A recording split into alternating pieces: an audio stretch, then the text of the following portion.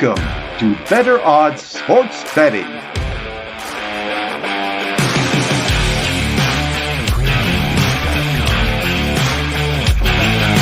Here's our hosts, Kiev O'Neill and Kyle Hunter. What's up, college basketball fans? Kiev O'Neill and Kyle Hunter back to discuss a huge day of games coming up here. Obviously, it's a Thursday slate with most of the big names now finally playing. Obviously, a couple of the top seeds in the Big Ten don't play till tomorrow and a few others, but there's a lot to talk about. Kyle, how the heck are you doing? Man, busy week, but exciting week. We'll catch up on our rest here in a couple weeks because this is a busy time going on. We get those games that we don't know the matchups till the night, and then the games happen early the next day. Hectic time of the year, but I love this. Going to get as many games in as possible as far as watching the games here today and tomorrow too. I think conference tournament week is a bit underrated by some people. And I've said it a lot of times, and for many years now, this is the time to be in Vegas. I mean, it is just overpopulated with people during March Madness, and it's like full of dudes, and the prices go way up. This is like the secret time that people have a blast, and you're seeing the same emotions in these conference tournaments from teams and fans trying to get it. It's fun watching the little schools trying to get to the big dance. That's like winning the championship for them, is getting to the big dance. Plus the prices are just so much better now. I went for 13 years straight from during the March Madness, a couple Sweet 16s. Most of the time it was during the first weekend, but as it got bigger and bigger and bigger, this is really the time. But it's a great time because we have some great games to talk about, Kyle. Do you have any quick trends on some of the courts that some of these conference tournaments are being played on off the top? Yeah, so let's talk about Madison Square Garden first, because that's a really good under venue. I'm going to pull up the exact stats here while I'm talking, Kiev, but I know the first half unders at Madison Square Garden in college basketball are 59.3 or 4%, dating back the last decade. So if you just bet the first half under in all the games, you'd be hitting nearly 60%. Crazy stat. And postseason wise, the last 29 games at Madison Square Garden with a total of 136 or higher, the under is 22-7.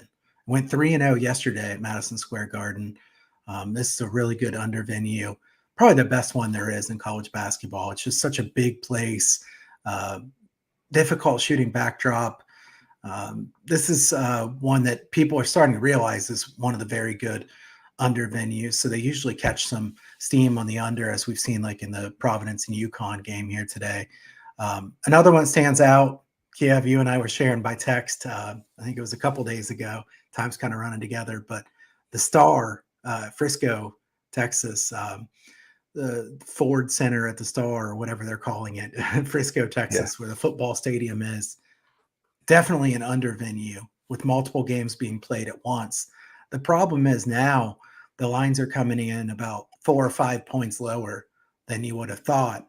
That makes it a trickier bet. So the under had been, I believe, 17-7 before yesterday. And correct me if I'm wrong, but I think more of them went over than under yesterday. So I think that evened out a little bit for that one. As far as anything else, Orleans Arena in Vegas has actually been to the over by a decent amount. Some of those Vegas places are actually pretty good to the over. They're not these difficult rims or wild shooting backdrops. So definitely not all things created equal. And as we go through these, as we're discussing the games, I'll try to talk about them as we go in depth a bit more too. Maybe it's the lack of humidity in the air, my man. But yeah, T-Mobile and Orleans out there, hard to bet unders there. But, obviously the Frisco Center, where the Conference USA has been playing, was a great venue, but it's already been sniffed out a little bit. But I like your point on what you talked about for first half unders, because, obviously I bet my UNLV play, if I took the first half under, I'd probably be sitting okay now. They get to 114. Of course, kid misses a free throw, goes to overtime. I think I still have a shot. I'm 135.5. Well, they scored over 40 points in 5 minutes. So, yeah, just one of those bad beat situations that I had. But, even though it's shaded towards the under, it's not exactly cutting in half. If the over under is 150, it's not 75. It's more like 72, 71. I still like the first half unders because it takes teams a while to get started. And at the end, when you're desperate and fighting for your life, you might start fouling with a minute up, down 7, and that thing's going to go on forever and ever and ever. It's not a regular season game where you kind of, just hopefully try to get a turnover. It's serious. So totally agree with the first half unders. It is a must, and especially in Madison Square Garden. And I'm glad you brought that up because there's a game coming up here with UConn versus Providence. And the total on this is 143.5. Now, let's just look at KenPom here, and let me share my screen so you can kind of see what I'm talking about. They're going to predict this game a lot higher, and 149, as you can see right here. Well, you look at the last 2 games, it went to 156, and then the time before that, it went to 134. So this is a different situation. Providence is not a good defensive team, ranking 109th, but this is the game that they're going to need to step up their defense, and they're definitely going to have those types of jitters. So the way I looked at it as starting out in Madison Square Garden with the big black backdrops there that, very hard to shoot. It's really, really shades to the first half under. So getting a 67.5 first half under, which times 2 is 135, I have no problem taking that. And I think that these two teams start out slow. UConn is a base defensive team more than offense. Now, I know they speeded it up against some of these other teams, but you have to expect St. John's, DePaul, very fast-paced teams. I feel a lot safer taking a first half under. And a lot of times, more than not, I've kicked myself for not taking it and just shying off on a lean, Kyle. Yeah, I like the first half under here too. In fact, I'm going to bet this one here while we're talking. I wish I'd bet it earlier because it was a bit higher. But as we said, the numbers have proven that this is a good way to go long term. Obviously, I say this a lot, Kiev, but it's kind of just a disclaimer because anything can happen in one game. If they shoot 60% from 3, then it's going to lose. But more often than not, I don't think that's going to be the case in a game like this. Specifically, the first half under at Madison Square Garden, Kiev, is 180 and 123. That's 59.3%. That's a large sample size too. Know that you're not going to see that kind of sample size. So if you're listening here, always look first to the first half under at Madison Square Garden. That should always be your first lean. Doesn't mean you have to play. Kyle, at 59%, I would retire and only bet first half unders in Madison Square Garden. No kidding. It would have been, if we could have gone back 10 years and just got all those, we'd be sitting really pretty right now. We'd probably be on some, beach or something like that. But as it is, here we are talking about, it's still a good angle. It's still been winning every year too. I mean, this has been a very consistent one. I think the first half under makes sense in this game too, because you have a point spread of 7. Kiev, 7's right about that margin at the end of the game that you could get some epic fouling. It wouldn't surprise me if this game was lower scoring and then it turns into a high scoring last couple minutes. So Providence, historically pretty slow paced team. Ed Cooley's teams kind of mix up man and zone defense, sometimes play a 1-3-1. I think first half under is a good bet here. And full game, I lean to the under, but I just like the first half better. As far as the side, I think it's easy. Everybody's going to bet UConn in this game. I mean, I'll look at the percentages here now. It is 63% of the money is on UConn. It looks like more of the bets are actually on Providence. I'm surprised. The mindset for most people would usually be Providence just got blown out by Seton Hall. The thing is, Cooley's a good coach, good motivator. I kind of think Providence could keep this game a bit closer than you would think because I think they show some pride in a game like this. UConn's the better team, but I'd be a little bit worried to lay 7 points. I'd be very worried to lay 7 points in this situation. Do or die spot. But the money, it's interesting seeing the money on UConn too. It's scratched my head a little bit. I would, if I was going to lean this game, I think UConn has trouble in tournaments for the most part, and I like Ed Cooley so much that giving him 7 points could almost feel like a no-brainer in this situation here. Got a great question coming up from Sports Dogma. Of course, he's twisting the dagger on UNLV with me right now, but do we have any pulse on the Mountain West? Anything you feel relevant on Boise, UNLV? UNLV gets their guard back after a 1-game suspension. You want to start, Kyle? Yeah, Sports Dogma, a really sharp guy. Thanks for tuning in here today. I think this is a game where I trust Boise State more. I'm trying to look at the current line to make sure I account for any kind of line move on this one. If you see it, shout it out I'm here. going to pull it up right here and share my screen. 5.5. Okay. This line's gone from 3.5 up to 5.5 on Boise. It's funny, Boise's listed as the home team, even though it's being played at UNLV. I couldn't lay 5.5 points, Kiev. I think this UNLV team has been sneaky dangerous. I mean, look at some of their results. They played pretty well. They almost won at Utah State. They've played pretty well on the road. Here they are at home. This is a UNLV team that you don't know exactly what you're going to get. So I'm not excited to bet UNLV. I'll tell you what, the money line here, probably not a horrible play. This wouldn't have been a terrible look for a money line underdog that could pull an upset like we talk about at the end. I think Boise's a better team, but I think they're inconsistent enough that UNLV has a shot in a game like this. UNLV's won 2 games in a row in overtime, the road game at Nevada. This is a UNLV team that should be better than they've been. I think it's interesting to see the line move up to 5.5. I even see some extra juice on Boise. So is this line going to go to 6? I mean, this is getting a little out of control, I think. I had some bad beats yesterday. I was a little shy when this was 3, Kyle, for a while yesterday on DraftKings. It was Boise -3, and I was like, why? I was like, oh, duh, it's played in Vegas. So I was like, then I started thinking to myself, will UNLV have a home court advantage? I think we tried to use that BS last year, and they ended up getting smoked or something. And here, Boise, for some reason, I don't think Boise is quite as good as they were last year. They're ranked number 86 on offense, but 20th on defense last year. I know they're ranked number 14th on defense this year, but I just kind of feel that, Boise's kind of peaked a little bit. I think they're a little bit overrated, and I think UNLV is underrated. And great call because Gilbert did not play yesterday. I think they're a much better team with Gilbert. When their last game, UNLV really kept it kind of close with Boise. It was a 4-point loss. So here it is, moving up to 5.5. So I almost bet Boise at -3. I was a little shy on that. And then now it's coming up to 5.5. And now I have to start asking myself, will there be a home court advantage here? So maybe there will. The problem with UNLV, picking them apart a little bit, they're just not a good shooting team. As you can see, 261st in effective field goal percentage here on KenPom, and 269th on defense. Not the greatest defensive team, but they do force a lot of turnovers. So that's really interesting. If they can force some turnovers against Boise, it could be a difficult game for Boise.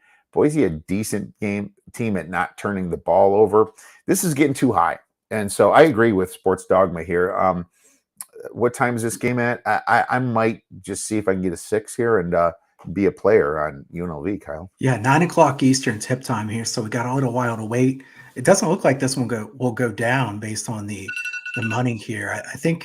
I think this is one where I'd probably want to wait, see if I can get a 6. But even 5.5, I think feels like a decent play. And like I said, I've seen worse bets than money line. I'm going to pull up and see what the money line is here on this one. We've got money line price on UNLV of about +190. Might even get a 200 by the end of the day. I think that's worth a shot.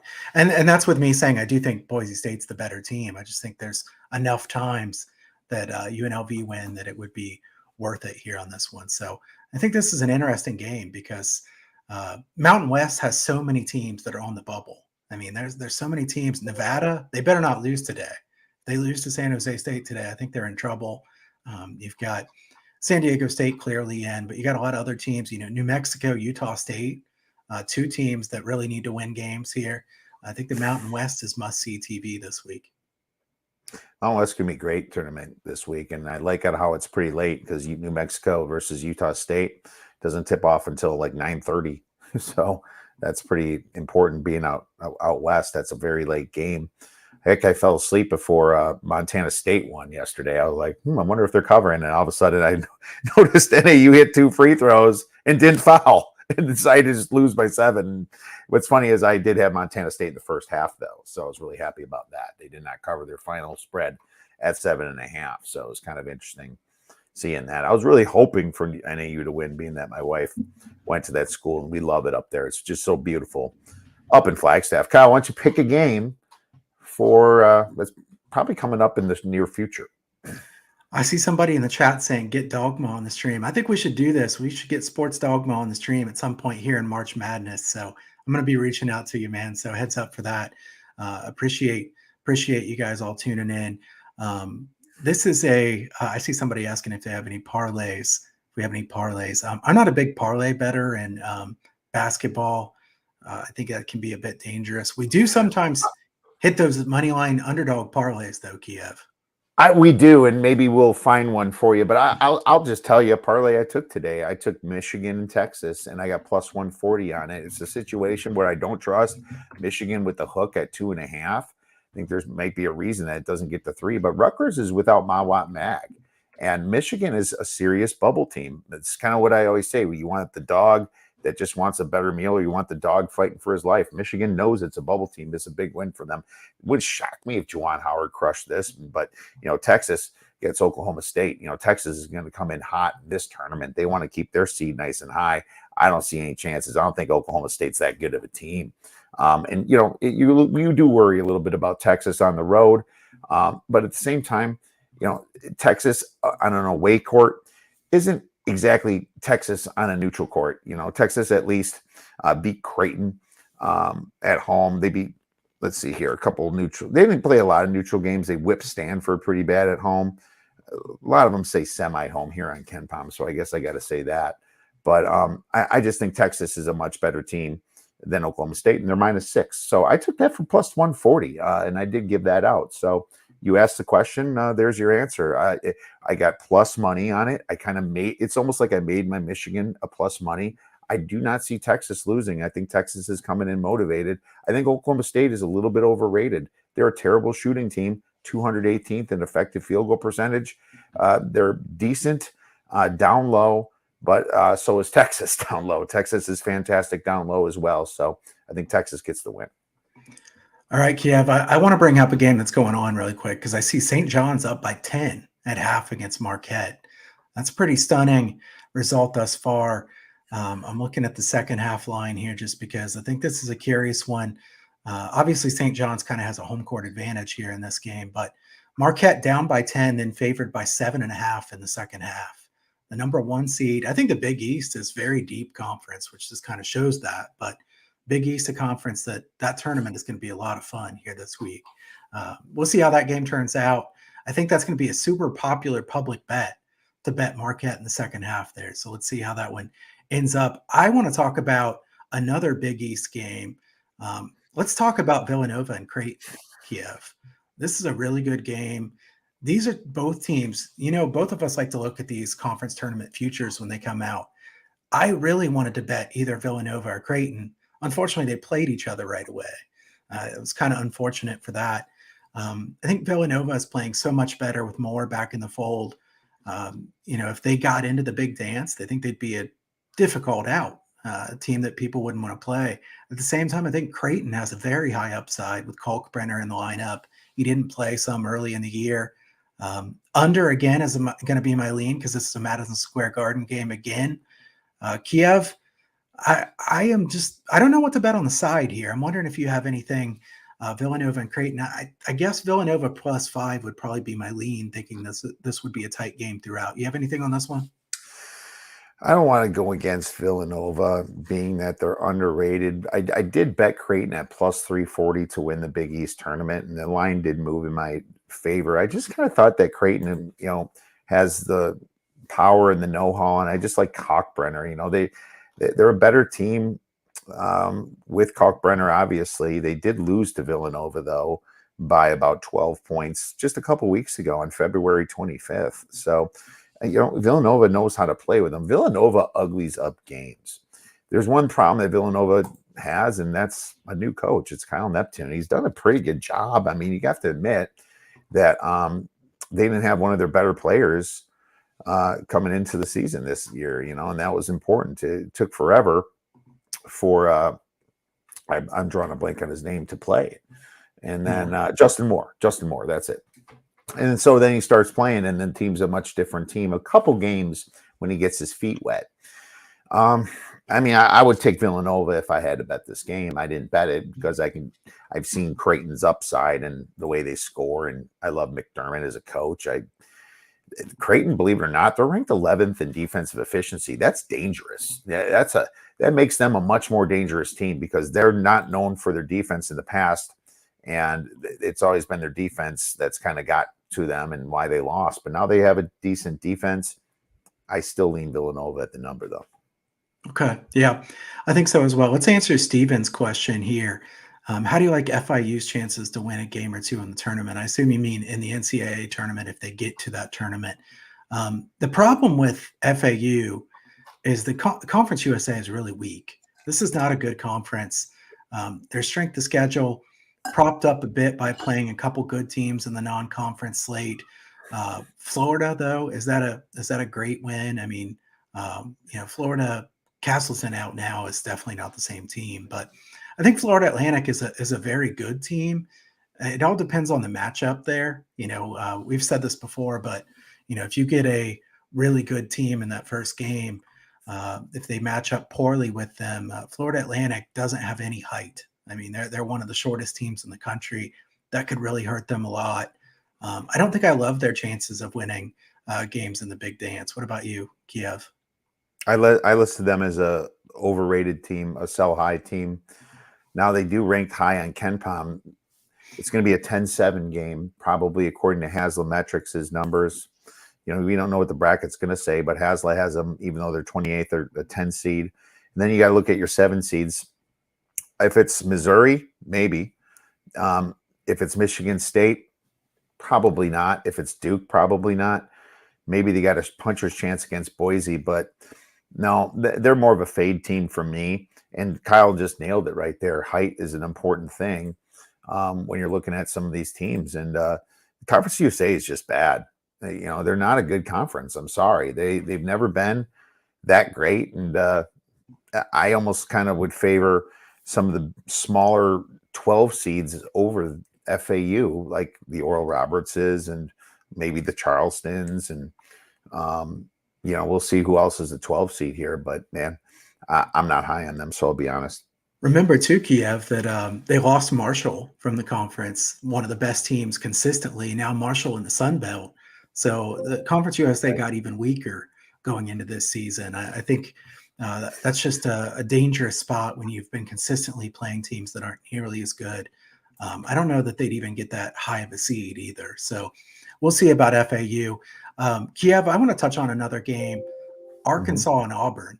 How about that line move in that game? Somebody's betting Arkansas like it's free money. Like, I don't know what's going on. I keep thinking maybe I'm missing something here.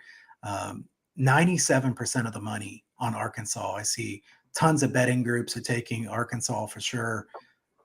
Arkansas really has not been that good. There was a lot of hype around them this year. This one's played at Bridgestone Arena. So I said I'd mention it as we went. Hopefully this will help out some people as we go. Bridgestone Arena, another one that's been pretty good for unders. Bridgestone 55-44 to the under. So 99 games, 55-44. The margin for those games about 2.03 points toward the under. So not a massive under facility, but a pretty good one. This is a game with a pretty high total. I don't know if I can bet an under between Arkansas and Auburn. That'd be a pretty gutsy pick. I think that'll be a fast-paced game. I'm just wondering, why is this line gone from Auburn -1.5 to Auburn +3? Any thought there, Kiev? Well, because on Monday's show, I told you about Arkansas 12-1 on that side of the bracket to win it. No, I don't know. I think there's just a lot of hype on Arkansas. To be honest, this game makes me really nervous. I have it at pick 'em myself, so I don't I wouldn't like the line move in either direction. I mean, it's funny. I had Eric Haslam on last night, and he says he can see Auburn winning this tournament and being eliminated from the first round of the NCAA tournament. It's like maybe Auburn can't. You know what's really interesting about the SEC bracket, Kyle, and I'm going to try to bring it up here while I'm talking here, is that side of the bracket is really weak, because for one, you have a Tennessee team on that side of the bracket here. Here, I'm able to share my screen. Or actually, no, not Tennessee. I was going to say you have a Vanderbilt team, right? So Vanderbilt, if they can bounce Kentucky, which we just saw Vanderbilt beat Kentucky like just a week and a half ago, literally. And this is when after Liam Robbins got hurt, they just got to get by Texas A&M here. I don't like this whole side. That's almost why I kind of like to sprinkle on LSU at 1,000-1, believe it, which I did sprinkle, and I think they might be able to get to Kentucky here. I like Arkansas here on this side, but I also would like Auburn possibly. Now, Texas A&M is a very solid team. They got all the way to the last game last year and got completely dissed by the committee. Didn't make the NCAA tournament, which blew my mind. But I really like this side because I think Alabama's got massive distractions here. And I think that Tennessee is very injured. So if I wish I could have got more on like the Mississippi States, and Florida's also very injured. They lost their best player. But I don't like any of these teams, man. Maybe Missouri's the one that's sneaky, but the odds already kind of got caught up to them. It's probably going to be Bama coming through, but I took Arkansas at 12-1 here, but I would also like Auburn, if they get by Arkansas here, to possibly make a little bit of a run themselves. I have them at pick 'em. Yeah, at this number, I would lean Auburn plus the points.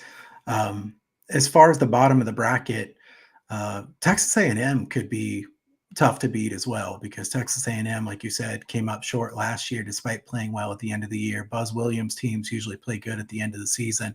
I wish A&M was at the top of the bracket so we could have bet A&M, because I think, like you said, it's kind of tough to find a team you really want to trust at the top of the bracket. I know who I don't trust, and that's Tennessee with Rick Barnes as their head coach. You'll hear me talk about that plenty of times here between now and the end of the season.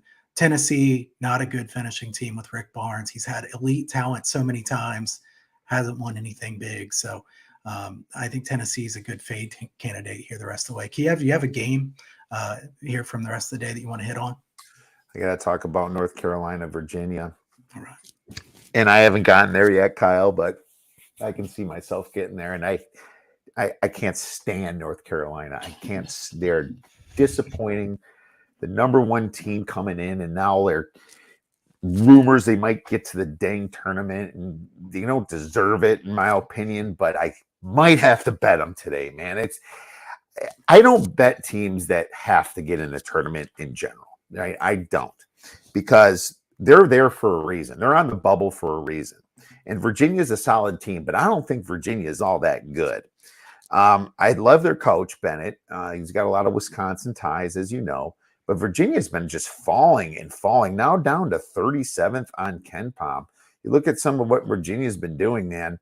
Their offensive efficiency is only decent because of the fact that they don't turn over the ball. Their offensive rebounding is terrible at 264th. They don't shoot a lot of threes, but they're okay at it. They really get by on defense, but North Carolina's got the talent. They just need to put it together.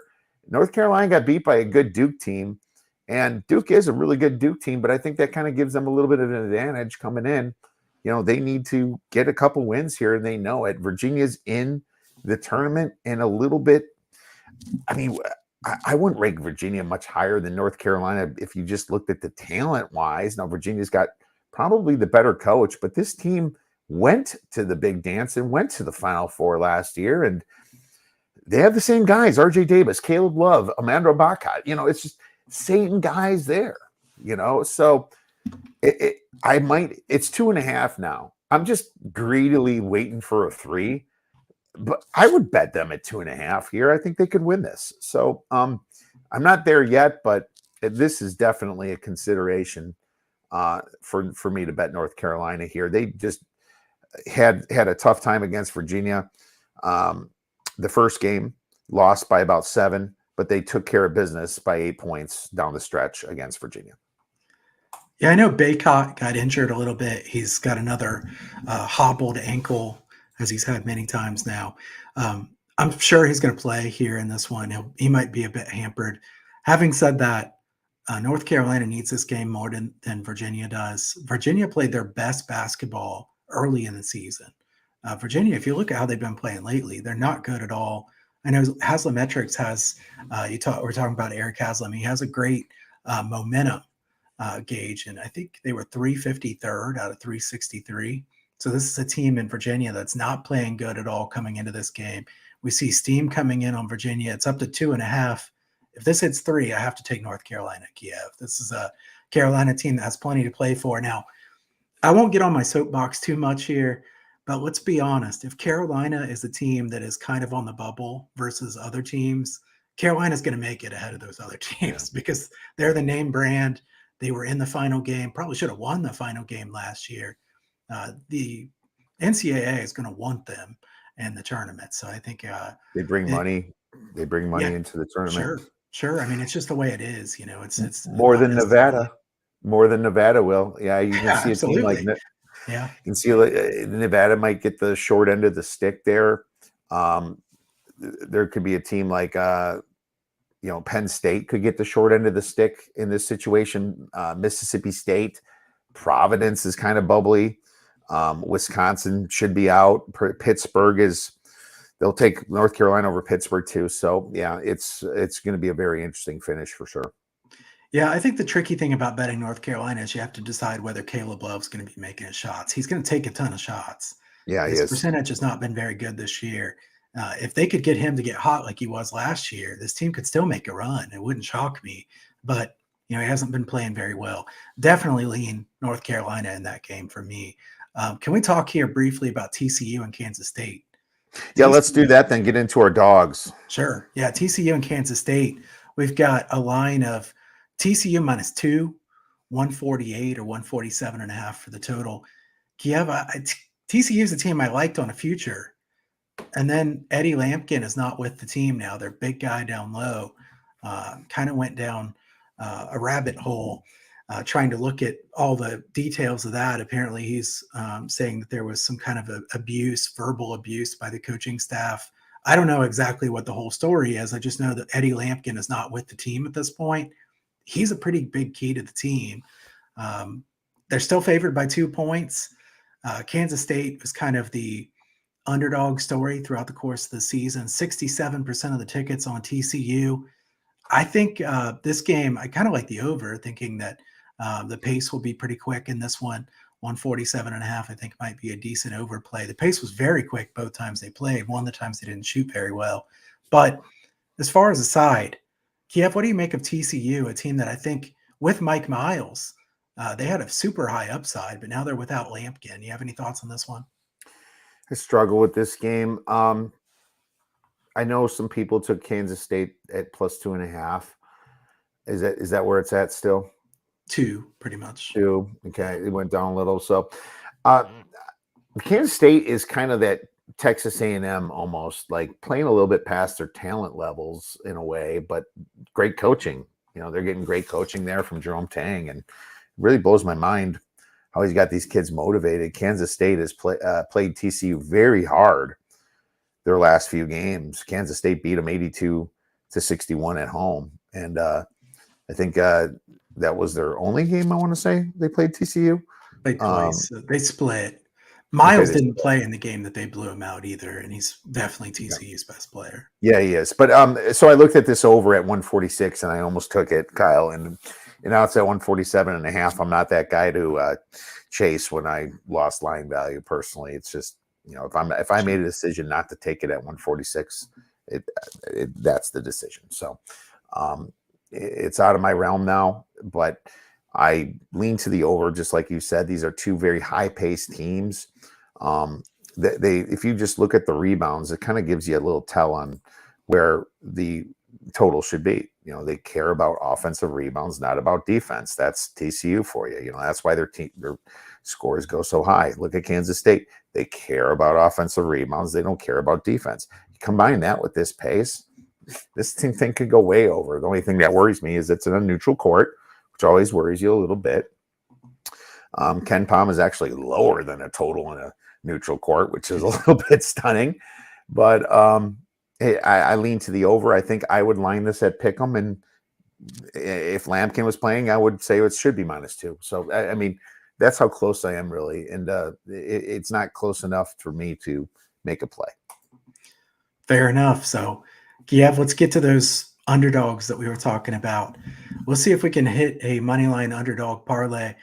I'm going to let you go first. I'm a little afraid you're going to take mine, so please don't do that. But Kiev, what do you got here today?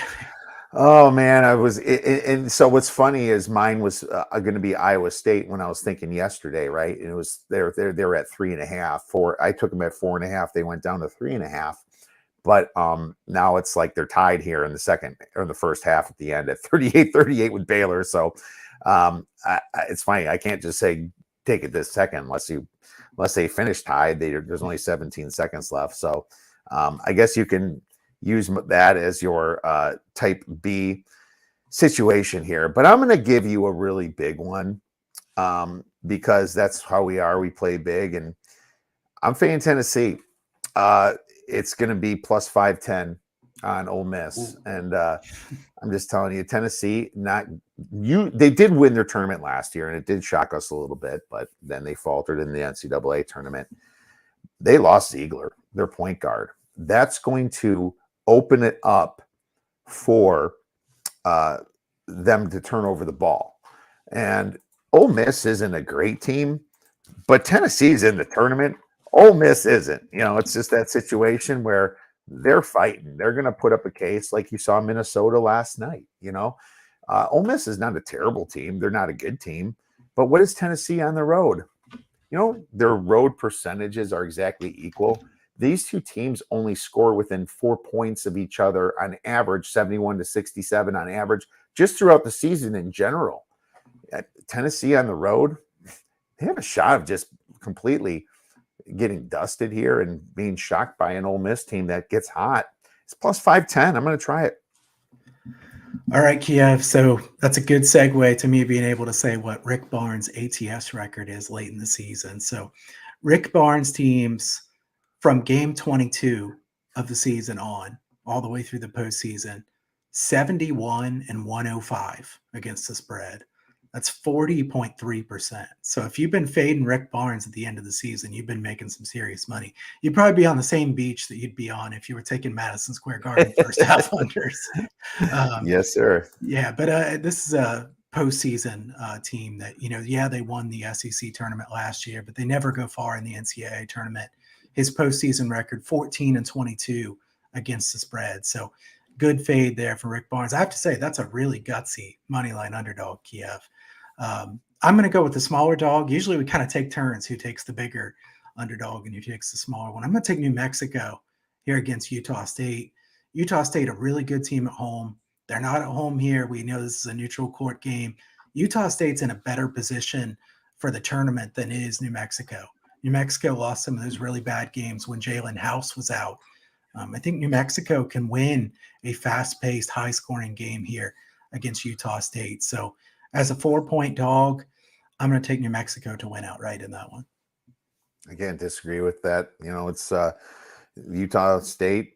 I like them. I like them to possibly make a little run in the tournament. They're one of the teams I kind of like, them in like a VCU, but not going to disagree with a New Mexico team that was almost in the tournament for most of the season that faltered here.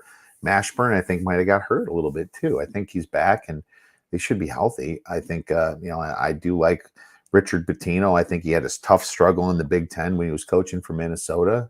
So, no disagreements there. That's going to be a fun one. I think it's big. You're going to see a lot of fireworks in this game. It's going to be a fun one to watch later. Yeah, late night TV. If you're staying up late tonight, I think that'll be a fun one to keep an eye on. I will be staying up late, my friend. Looking forward to all the action, man. It's great to break down all these games with you. So why don't you let everybody know where they can find your information, Kiev?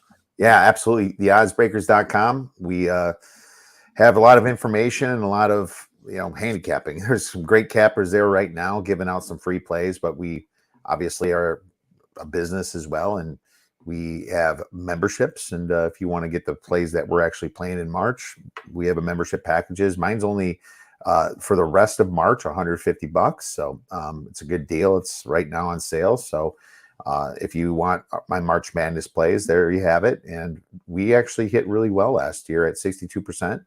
Can't say I can duplicate it, but we're going to give it a try. And it's my favorite time of year. But also remember, we're having our tournament challenge that's free.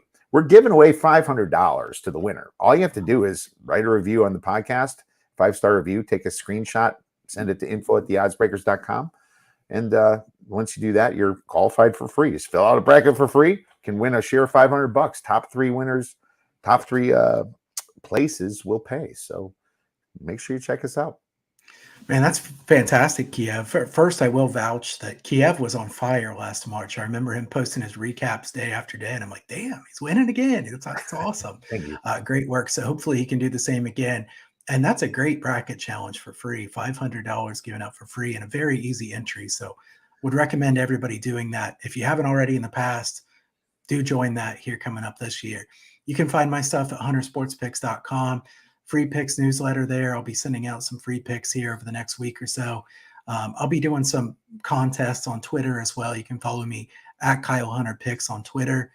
Going to have plenty of plays coming up, conference tournaments, the NIT, the CBI, all those smaller tournaments. There's some really good value can be found in games like that too. So tune in the rest of the way. Subscribe to our YouTube channels as well below. Definitely helps us out. Give us a thumbs up, comment if you like this material. We appreciate everybody for tuning in. Yeah, thank you, everyone. Like I said, like Kyle said, feel free to question us. There's lots of games coming up. Shoot us a question. We're going to answer it for you if we're available. We'll enjoy the rest of the games today and go get some winners. Thank you for watching Better Odds Sports Betting.